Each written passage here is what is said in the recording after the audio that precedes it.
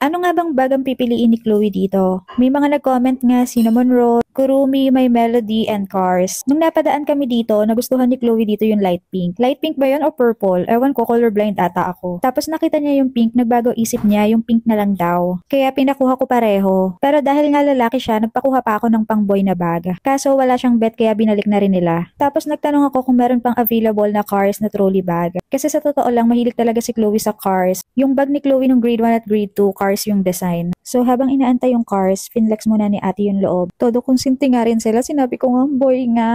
Eto na yung pinakamagandang design sa mga panlalaki na pumasa sa kanya. Kaso sabi niya, marami na daw siyang ganito. Pinupush niya talaga yung pangbabaeng bag, so ibig sabihin ligwak na agad si Cars. Pinipilit ko na nga to sa kanya, ay grabe yung pag-no, nakita niyo yun? Ay nako, ayan, testigo kayo, ayaw niya talaga. May nagko-comment pa naman dito na pinipilit daw kita maging babae. So ano nga ba yung napili niya? Aba at ayan, napapasayaw na. Ito talaga yung unang-una niya napili. Medyo naguguluhan lang siya kanina kung yung pink kanina or ito. Pero mukhang super happy naman siya. Sabi ko nga, baka asarin ka ng mga classmate mo. Sabi niya, okay lang, maganda naman yung bag ko, favorite ko to. Sabi ko pa nga, pero pang girl kasi yan. Sabi niya, meron din naman akong classmate na boy na favorite din yung ganito. Pero hindi naman kami nag-aasaran, sabi niya. Naloka pa nga ako sa sinabi niya sa akin. Kapag daw tinatawag siyang bakla, tinatawag naman daw niyang pangit. Malakas din kasi mga asar to si Chloe, kaya hindi siya maaasar kahit sabihan mo siya ng bakla. Basta happy siya sa gamit niya, wala siyang pake. Yun lang, see you sa next vlog.